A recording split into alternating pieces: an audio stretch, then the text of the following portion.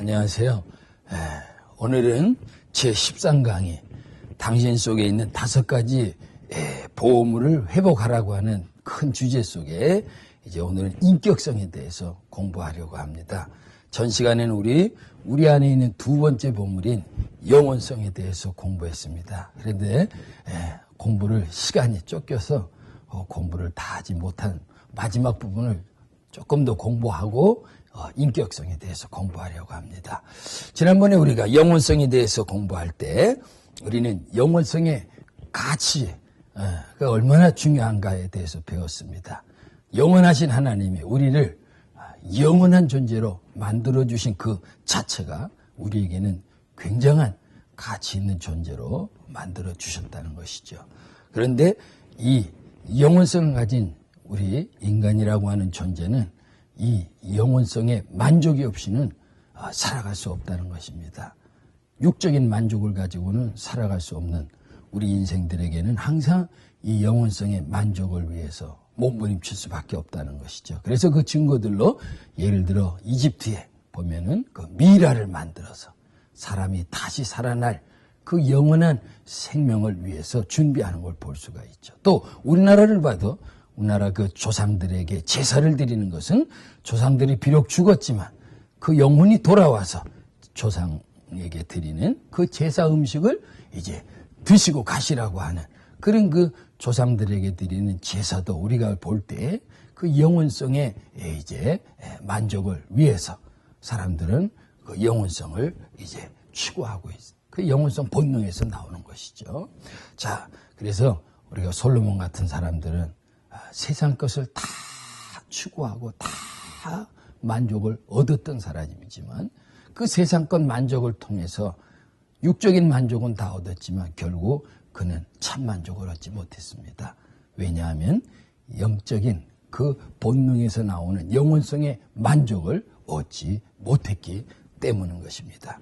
그래서 우리는 이 영혼성의 이 본능적인 이 만족을 위해서 몸부림치는 우리 인간들에게 하나님은 성경을 통해서 이제 영생하는 방법 그리고 영생하는 인간이 어디서 영원히 살 것인가에 대한 영원한 하나님의 나라를 우리가 이제 소유할 수 있는 방법을 성경을 통해서 말씀해 주신 것을 알 수가 있습니다.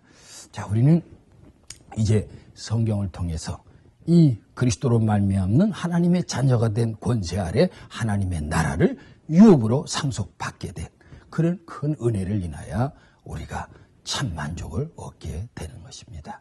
자, 그러므로 이제는 이 영원성의 참 만족을 얻을 수 있는 그리스도 예수 안에 있는 영원한 삶, 영생과 더불어 하나님이 우리에게 예비해 두신 이 하나님의 나라를 인하여 우리가 이 땅의 삶을 잘 활용할 때 우리에게 오는 놀라운 행복이 참 만족의 삶이 있다는 것입니다. 지난번 시간에 우리가 공부한 것이 그 영혼성을 활용할 때 오는 첫 번째 행복이 무엇입니까? 소망의 행복. 두 번째 행복이 무엇입니까? 부유함의 행복입니다. 세 번째 행복이 무엇입니까? 포기의 행복입니다. 여기까지 우리가 공부를 했는데 네 번째 행복이 바로 뭐냐? 사랑의 행복이라는 것입니다. 이것은 한마디로 말하면 생명 구원의 이제 행복을 말하는 것입니다. 우리가 천국을 알면 가장 중요한 것은 돈이 아니라 사람의 생명이라는 것을 알게 됩니다. 그러므로 우리가 이제 이 사람의 생명을 중심에 두기 때문에 우리가 부부관계에 있어서도 예를 들어서 남편이 돈을 못 벌어오는 그것이 안타까운 것이 아니라 그 남편이 돈을 못 벌어온다 할지라도 그 영혼이 하나님 앞에 구원받아야 될 너무나 귀한 생명의 그 가치를 알기 때문에 그 사람이 돈보다는 예수 믿고 구원을 받아야 될 터인데 하는 그 안타까운 마음 때문에 결국 그 남편에게 사랑으로 배려하게 되고 또 희생하게 되는 이제 이런 자리에 들어가게 되는 것을 보게 되는 것입니다. 바로 여기서 우리는 한 영혼의 구원을 위해서 참 애쓰고 힘쓰는 이런 사랑의 수고를 통해서 그 한 영혼을 우리가 얻게 되는 그 한 영혼에 대한 기쁨을 맛보게 된다는 것입니다. 우리가 무엇인가 얻을 때, 그 얻을 때 오는 기쁨이 있지 않겠습니까? 마찬가지로 가장 기쁨 중의 기쁨은 바로 잃어버린 생명, 이 천하보다 귀한 생명, 이 생명을 구원하는 데 오는 이 기쁨은 바로 영원성을 통해서 이 영원한 생명을 살릴 때, 그 한 생명을 구원했을 때 오는 그 기쁨은 정말 주님 안에서 누릴 수 있는 참 사랑의 행복이 되는 것입니다. 다섯 번째로 이 영혼성 활용하게 되면 우리에게 준비의 행복을 누리며 살아갈 수 있는 것입니다. 사람은 무엇인가 준비를 하면서 살아갈 때 기대감을 갖게 되고 또 오늘을 조심스럽게 성실하게 살아갈 수가 있는 것입니다. 천국을 알면 아무렇게나 살 수 없다는 것입니다. 그 나라에 들어갈 준비, 그분 앞에 서야 될 준비를 하지 않으면 안 되게 되는 것입니다. 여기에 오늘의 삶의 즐거움도 거룩함도 깨어있어 그분 앞에서 그 살아가는 준비된 삶의 놀라운 은혜가 있는 것입니다. 우리가 잘 아는 대로 진화론은 하나님의 나라도 없고 미래도 없기 때문에 죽으면 그만이라는 이 가치관 속에서 자기 마음대로 살다가 끝날 수밖에 없는 것을 보게 됩니다. 그러나 베드로후서 3장 12절 14절에 보면 이렇게 말씀하시지 않습니까? 하나님의 날이 임하기를 바라보고 의에 거하는 바 새 하늘과 새 땅을 바라보도다. 다시 읽겠습니다. 그날에 하늘이 불에 타서 부러지고 체질이 뜨거운 불에 녹아지려니와 우리는 그의 약속대로 의에 거하는 바 새 하늘과 새 땅을 바라보도다. 그러므로 사랑하는 자들아 너희가 이것을 바라보나니 주 앞에서 점도 없고 흠도 없이 평강 가운데서 나타나기를 힘쓰라고 말씀하고 있는 것을 볼 수가 있는 것입니다. 오늘 저와 여러분이 훗날 주님 앞에 서야 될 터인데 그때 저와 여러분의 모습은 어떤 모습입니까? 칭찬받는 모습일까요? 아니면 책망받는 모습일까요?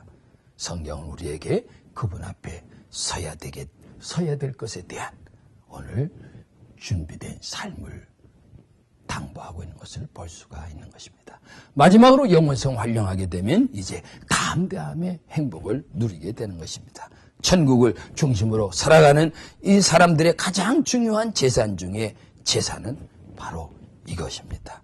천국의 백성들은 이 땅의 삶을 살면서 이 땅의 것들을 잃어버린다 할지라도 결코 두려워하지 않고 결코 그것 때문에 삶의 어떤 희망을 잃어버리는 것이 아닙니다. 하늘에 더 좋은 것이 있기 때문에 결코 세상 것을 잃어버린다 할지라도 결코 그 일로 인하여 좌절하지 않습니다. 아니 세상 것을 포기해야 될 때 다 포기하고 잃어버리고 오히려 죽음까지도 담대하게 받아들이며 내놓을 수가 있게 되는 것입니다. 그래서 기독교에는 순교자가 많은 것입니다. 예수님께서는 죽음 앞에서도 두려워하신 것이 아니라 오히려 낙원에 가신다고 말씀하고 있는 것을 볼 수가 있습니다.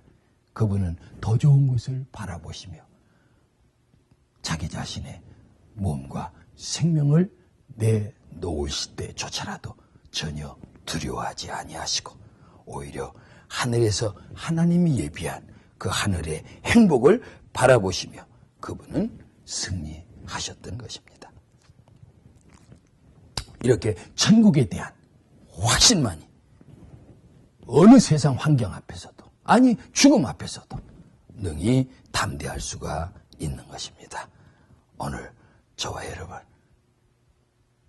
이 천국을 바라볼 뿐만 아니라 우리의 주 안에서의 이 땅에서의 모든 수고를 갚아주실 하늘의 영원한 기업, 영원한 상급을 바라보신다면 우리는 늘 땅에 있는 일들로 두려워하는 것이 아니라 감사하며 담대하며 큰 기대와 소망 속에서 항상 우리는 승리해 나갈 것입니다.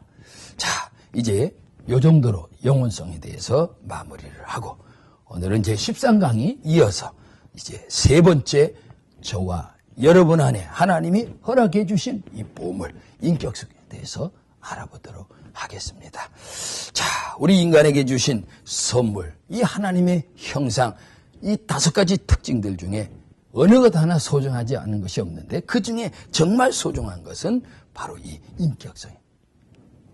그 중에서도 이 인격의 기능은 정말 너무나 값진 보물이다 하는 것을 알게 됩니다. 우리가 잘 아는 대로 인격은 지정의를 말합니다.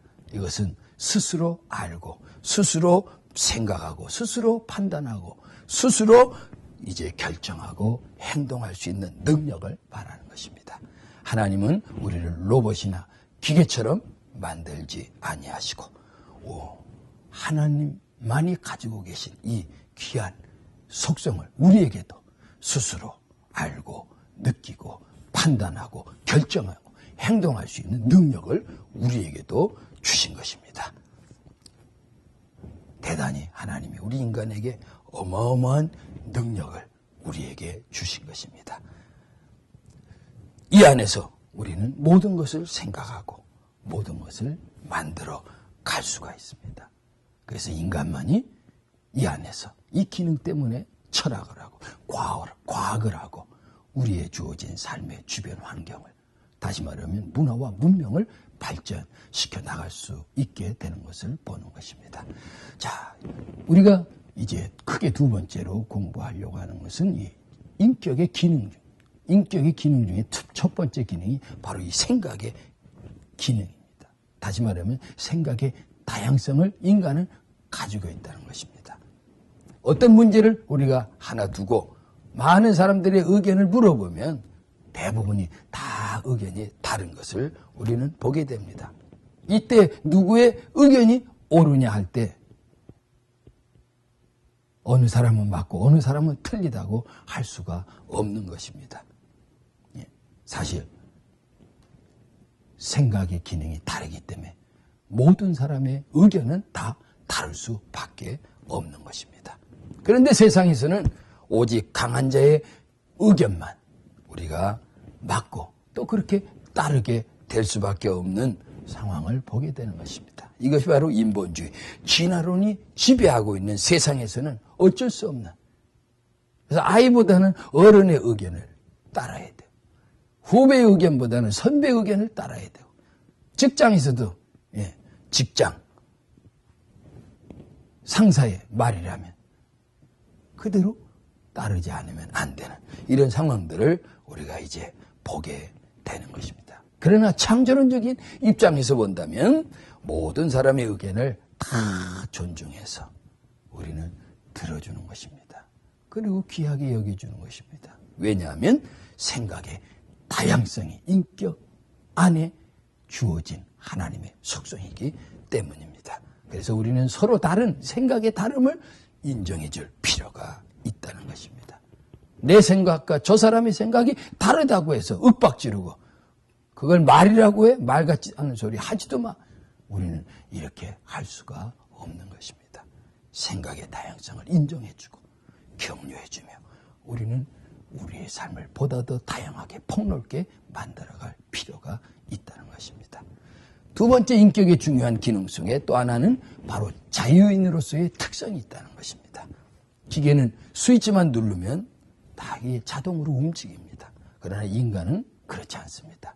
스스로 생각하고 또 판단해서 결정해서 행동할 수 있는 기능을 가지고 있기 때문인 것입니다. 로봇은 그냥 가자 그러면 가고 서라 하면 서지만 사람은 그렇지 않아요. 왜? 자기의 생각이 있기 때문에 그랬어요. 그래서 남녀노소 빈부귀천을 맞이하고 떠나서 모든 사람들은 다 독립된 존재로서 나름대로의 자기 생각을 가지고 다 살아나가는 것입니다. 그래서 누구도 누구에게 종노릇 할 수 없는 것이 바로 사람이고 이 사람이란 존재는 각각의 독립된 존재로서의 각각의 자유인으로서 살아가게 되는 것입니다. 그래서 서로 존중이 여김을 받아야 돼 자유인이다 하는 것을 우리는 알게 되는 것입니다. 그러나 안타까운 게도 인본주의, 우리가 진화론적인 이런 가치가 지배하는 세상으로 가면 사람들은 이제 차별과 어떤 이제 평등을 잃어버리고 또 그 속에서 자유를 잃어버리게 되는 이런 상황들을 우리가 보게 되는 거죠. 거기 가면 돈 많은 사람, 힘 있는 사람이 주인이 되기 때문에 가난한 자, 약한 자들은 종이 되어버릴 수밖에 없는 상황들로 만들어지게 되는 것을 볼 수 있어요. 여기에 인간의 고통이 있는 것을 보게 됩니다. 그래서 인류의 역사는 어떤 역사냐? 바로 이 자유하고 평등하고 말할 수 없는 그 차별 없는 그 행복을 누리던 에덴 동산의 지난날의 역사를 찾아서 그 에덴 동산에서의 자유를 찾아 인간은 몸부림치며 투쟁하는 역사다라고 생각해 볼 수가 있는 것입니다. 그래서 창조론의 회복은 진정한 자유인의 회복을 가져오는 것이다. 그래서 우리는 예수께서 이 땅에 오신 것은 예수 안에서 우리 모두에게 허락받았던 이 자유를 되찾아주기 위해서 오신 예수 그리스도이신 것을 알 수가 있습니다. 그래서 그분은 요한복음 8장 36절에 뭐라고 말씀하십니까? 그러므로 아들이 너희를 자유케 하면 너희가 참으로 자유하리라. 우리에게 자유를 주기 위해서 오신 예수님. 그 예수님 안에 저와 여러분이 들어가면 우리는 이 잃어버린 자유를 되찾는 자유인으로서의 큰 은혜를 회복해서 살아가게 되는 것입니다. 우리는 이 자유를 예수 안에서 회복받아야만 하는 것입니다. 이 자유를 회복해서 우리가 자유할 때 진정으로 하나님의 은혜가 우리 안에 만족으로 행복으로 다가오게 되는 것을 알 수가 있는 것입니다. 그러므로 오늘 나 때문에 혹 두려워하는 사람이 있다면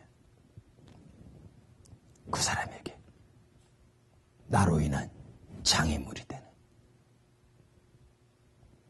그 사람의 자유를 가로막고 있는 것을 우리는 풀어줘야 되고 제거해줘야 됩니다.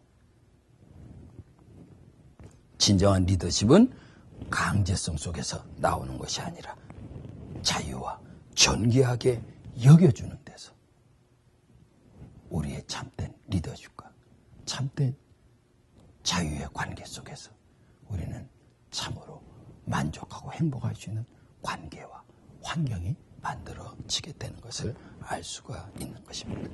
자, 이제 우리는 이 인격의 두 가지 생각의 다양성과 자유인으로서 이 특성의 기능을 가지고 우리가 우리의 삶 속에 어떻게 활용할 것이냐. 이 인격을 잘 활용하는 방법에 있어서 먼저 우리가 생각하며 살아야 되겠다. 무엇을 하든지 우리는 생각하며 산다는 것이 중요합니다.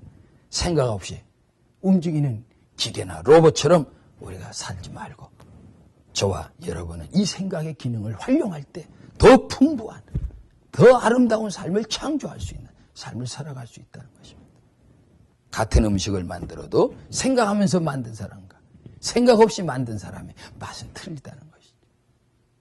또 예배를 드려도 생각을 하며 하나님 앞에 예배 드리는 사람, 생각 없이 예배 드리는 사람의 그 자세는 벌써 은혜 받는 결과를 다르게 가져온다는 것을 알 수가 있는 것입니다. 그래서 우리는 항상 생각을 많이 하면서 그 생각을 통해서 보다 더 발전된 삶과 발전된 신앙생활을 할 수 있어야 되겠습니다. 물론 잘못된 생각을 하면 안 되는 것입니다. 인격은 하나님이 주신 아주 중요한 선물로서 우리 안에서 인격의 기능은 창의력, 곧 창조적인 능력이 나오도록 역사해 주시는 것을 알 수가 있는 것입니다. 사람은 다른 만물과 달리 창조적인 생각과 능력을 가지고 있어요. 이 안에 있는 요 인격성, 바로 요 기능을 가지고 무한한 저와 여러분의 삶의 창조적인 그 아이디어를 통해서 우리의 삶을 풍성하게 만들어 갈 수가 있는 것입니다. 여러분은 늘 생각하며 사는 저와 여러분 되기를 바랍니다. 그리고 우리는 이제 내 의견을 말할 수 있습니다. 생각의 기능, 이 생각의 다양성이라는 것은 내 의견을 말할 수 있도록 하나님이 우리를 창조하신 것입니다. 비록 말이 틀린 또 견해 차이가 있다 할지라도 또 말할 수 있는 이런 생각의 다양성 앞에서 우리 의견을 표출할 때 이것이 다른 사람에게 생각지 않은 유익과 도움과 지혜가 될 수가 있는 것입니다. 틀릴 때 틀릴지라도 내 의견을 말하며 다른 사람의 의견을 함께 조율할 수 있는 좋은 여건, 환경을 만들어가는 것이 중요하다 생각합니다. 그리고 이제 세 번째로 우리는 내 의견을 말할 뿐만 아니라 다른 사람의 의견도 들어줄 줄 아는, 다른 사람의 의견을 인정해 줄 줄 아는, 다시 말하면 우리는 이 생각의 다양성 속에서 표출될 수밖에 없는 서로 다른 것들에 대한 우리는 그것을 포용하고 인정해 줄 수 있어야 된다는 것입니다. 그래서 다른 사람의 의견을 잘 들어주고 다른 사람의 의견을 최대한 반영해 줄 줄 아는 인격이 우리에게 필요하다는 것입니다. 만약에 내 말만 하고 다른 사람의 의견을 들어주지 못한다면 이미 이것은 또 창조론적인 가축 안에서 벗어난 약육강식의 질서 아래로 떨어질 수밖에 없는 또 다른 모순을 가져오게 되는 것을 우리는 알 수가 있는 것입니다. 자, 하나님께서 우리에게 인격의 기능을 주셨다는 것은 바로 우리를 대화의 파트너로 삼아 주셨다는 것입니다. 그래서 예수님이 이 땅에 오셔서 모든 사람들의 의견을 다 들어주신 것을 알 수 있어요. 아이들의 의견도 받아주시고 이방인들의 의견도 받아주시고 약한 자들, 문제 있는 모든 사람들의 의견과 그들이 오는 것을 다 받아들여 주심으로 그들의 이야기에, 그들의 마음 아픈 사연에 귀를 기울여 주셨던 것을 알 수가 있습니다. 바로 이것이 인간관계 속에서 우리 안에 보이지 않는 내면이 형성되는 천국이고 이것이 바로 창조론적인 삶으로서 다른 사람에게 나타나는 중요한 저와 여러분의 삶의 모습이 되는 것입니다. 자, 그럼 이 세 가지 요소를 가지고 우리가 이제 살아가기 위해서 가장 중요한 또 하나의 기능이 있다면 바로 이 대화의 기능이 필요하다는 것입니다. 대화의 관계를 잘 가져야 돼. 그러기 위해서는 상대방을 먼저 인정해야 되겠다. 이것이 굉장히 중요합니다. 인간관계는 어떤 힘에 의해서 억압하고 지배하는 관계가 아닙니다. 우리가 지금까지 배웠듯이 서로가 서로를 존중하고 배려하고 협력하는 관계가 바로 인격적 관계가 되는 것입니다. 그래서 이런 관계를 만들기 위해서는 대화를 할 수 있는 대화의 문화가 우리에게 필요하다는 것입니다. 대화란 것은 무엇입니까? 자기의 생각을 말할 수 있어야 되고 동시에 상대방의 생각을 들어줄 수 있어야 되는 것입니다. 세상을 살아가면서 가장 중요한 것이 바로 상대방이 힘이 있든지 없든지 그 사람을 인정해 주는 것입니다. 인정해 줄 때 상대방은 우리에게 마음을 열어주게 되는 것입니다. 상대방이 힘이 없어도 돈이 없어도 배우질 못했어도 나보다 여건 환경이 훨씬 미치지 못하는 사람이라 할지라도 그 안에 있는 하나님의 형상을 보시고 그 사람을 인정해 주시기를 바랍니다. 이렇게 인정을 해준 다음에 우리는 대화할 때 두 번째 중요한 것이 무엇입니까? 그 사람에게 좋은 말, 칭찬할 수 있고 위로해 줄 수 있고 격려해 줄 수 있고 긍정해 줄 수 있는 긍정적인 말을 우리가 해야 됩니다. 대화는 싸움이 아닙니다. 대화는 일방적인 지시도 아닙니다. 대화는 좋은 관계, 아름다운 관계를 회복하기 위한 것이기 때문에 상대방을 배려하고 포용하면서 상대방을 위한 좋은 말로, 위로하는 말로 우리는 대화의 관계를 이제 만들어갈 때 대화의 문이, 다시 말하면 마음의 문이 열리게 되는 것입니다. 세 번째로 이 대화의 기능, 대화의 관계를 통해서 생각할 것은 이제 그 다음에 상대방의 또 충분한 그 생각을 우리는 들어줄 필요가 있다는 것입니다. 물론 내 입장에서 좋은 말도 중요하지만 상대방 그 생각을 통해서 상대방의 입장을 우리가 이해해 줄 필요가 있다는 것입니다. 더 나아가서 네 번째로 우리는 이 대화의 관계 속에서 상대방의 아픔을 헤아려 줄 수 있는 여기까지 들어갈 수 있어야 되겠다. 주님은 마태복음 5장 7절에 이렇게 말씀하셨습니다. 긍휼히 여기는 자는 복이 있나니 긍휼히 여김을 받을 것이라. 이 말씀. 주님은 우리가 잘 아는 대로 요한복음 8장에 나눈 그 가늠하다 잡힌 현장의 여인을 다른 사람은 다 돌로 때려 죽여야 된다고 할 때 그 여인의 아픔과 두려움을 아무도 몰라. 그러나 주님은 그 여인의 아픔을 헤아리고 그 여인에게 다가가서 그 아픔 다가가서 하나님의 뜻을 위해서라면 기꺼이 내 의견을 처리할 수 있는 이런 훈련을 받을 때 스스로 그 의견을 처리할 때 오는 또 큰 기쁨이 우리 안에 있게 되는 것입니다. 마지막으로 부탁한다면 이제 성령 하나님과 말씀의 도움을 받을 때 우리는 최종적으로 끝까지 이 인격성을 활용을 통해서 승리할 수가 있는 것입니다. 왜냐? 우리는 지난날 살아오던 것이 죄 가운데 살아온 습성이 있어요. 인본주의 가치관 속에서 살아오던 습성이 있어요. 이것이 언제든지 환경에 적응할 때 연약하기만 하면 우리는 또 그 가치관 속으로 떨어질 수밖에 없어요. 이때 우리에게 도와줄 기능이 바로 하나님의 말씀입니다. 말씀이 저와 여러분의 삶의 방향을 다시 창조론적인 삶의 가치관 속으로 우리를 이끌어 줘야만 하기 때문인 것입니다. 동시에 우리에게 성령 하나님이 도와주셔야 성령 하나님이 우리가 할 수 없는 부족하고 연약한 의지를 그분의 의지를 힘입어서 우리는 또다시 창조론적인 삶의 기능을 따라 살아가도록 삶의 방향을 전환해서 승리할 수가 있기 때문인 것입니다. 그래서 말씀과 성령의 도움을 최종적으로 받을 때 우리는 기어코 승리하며 거기에 따른 창조론적인 삶의 가치관 안에서 열매를 맺게 될 것입니다. 감사합니다.